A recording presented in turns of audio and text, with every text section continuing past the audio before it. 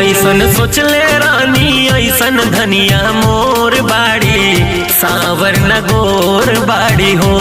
जैसन सोचले रानी ऐसन धनिया मोर बाड़ी, सावर न गोर बाड़ी हो।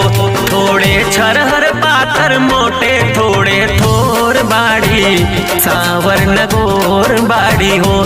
जैसन सोचले रानी ऐसन धनिया मोर बाड़ी, सावर न गोर बाड़ी हो। आज से तेरी सारी गलियां मेरी हो गई, आज से मेरा घर तेरा हो गया। आज से मेरी सारी खुशियां तेरी हो गई, आज से तेरा गम मेरा हो गया। ओ तेरे कांधे का जो दिल है, ओ तेरे सीने में जो दिल है, ओ